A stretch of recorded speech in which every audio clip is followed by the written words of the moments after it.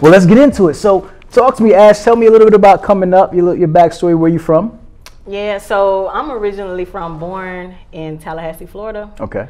And from there, my mom, she ended up getting a better job, so we moved over to Jacksonville. So from the time when I was in like 7th grade on up, I was in Duval County, Jacksonville, Florida.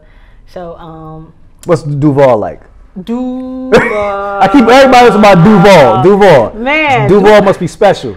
Duval is special. What's so special about it? It's definitely grimy. It's rough. Okay. So, getting through there, you kind of got to find your way and stay on the right track with the right crowd. Because it's like one of those things where you could get caught up in the culture and get caught up with what's going on in your surroundings. Gotcha. And forget about who you are and what your purpose is. Okay. So what helped me get out of that was going to college, and from there I went to Florida A&M University, Tallahassee, Florida. Okay, tell me about that. How was your college experience? It was amazing. That's where I got my real big break with being an entrepreneur. Because while I was in college, of course, I was trying to figure out myself and what I wanted to do in life. Right. So while I was in college, I got to the point of being a junior.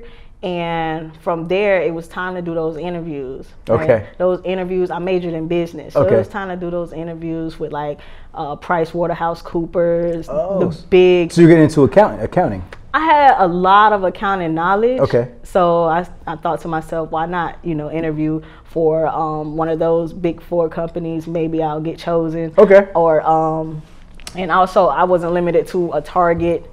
Because I focused on general business. Okay. So I knew a lot about accounting, marketing, financial. What was your major?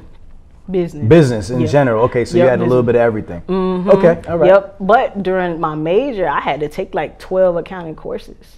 Wow. Yeah. Okay. So it was intensive. Our curriculum at Florida A&M is synonymous with Harvard's curriculum. Really? I didn't know that. Yeah. Okay. Yeah, because the dean, when she created the curriculum some time ago, when she created it, they actually were testing it over at Harvard, and she also had a relationship with Harvard. So a lot of that curriculum that she had gained there, she also had it over at Florida A&M. Interesting. Yeah. Interesting. All right. So tell me about college. So you said you're taking all these courses. You're interested in accounting, and you said you started interviewing for Big Four companies. Yeah, Big 4 companies. Like I said, any big company, because we attract a lot of Fortune 500 companies. Right. And so while I was there, it didn't feel natural to me, when I was interviewing with them, and I felt as if I was selling myself short. So while I was there, I thought about getting into the food truck industry, but I really wasn't that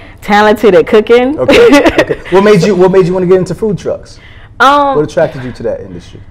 Because it was like the big thing at that time. Yeah, it was like the big thing, and I just wanted to do something different. Okay.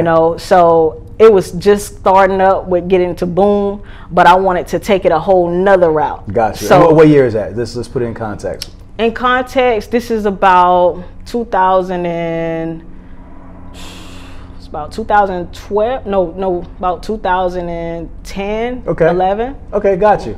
So food trucks are booming. You want to get into that business. What happens next? So what happens next was differentiation. I wanted to get into the business. However, I didn't want to do what everybody else did. Plus, I wasn't all that good of a cook.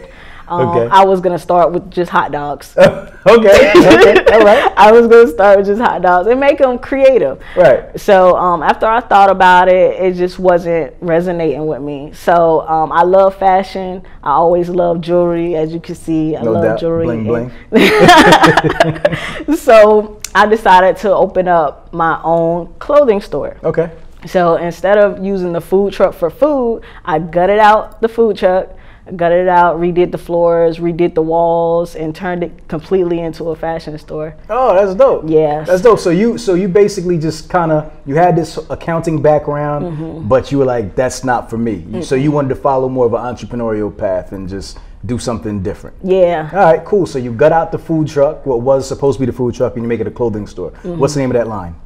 Casa. Casa. Yeah. What's that, like house? Like CASA? KASA.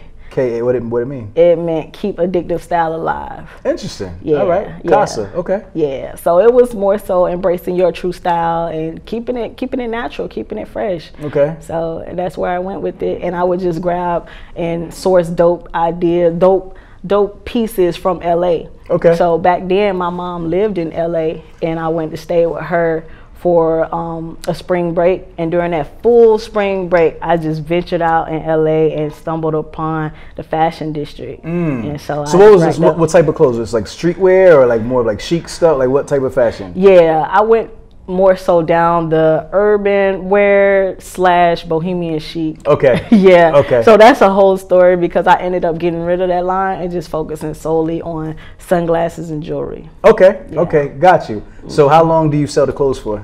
Oh man. So I ended up recruiting some other classmates within the business school and within the marketing discipline. So we would go to what's called Set Friday every week, and we would set up and we would sell, and we would make sure we was up to date on the latest fashions. We would get with the DJs and have him promote us, and on weekends we would also go to like different fairs and set up. But pretty much like what really was the best thing was I was able to give opportunity to those who didn't have that type of opportunities, because they were getting overlooked by those Fortune 500 companies. Okay. Yeah. Okay.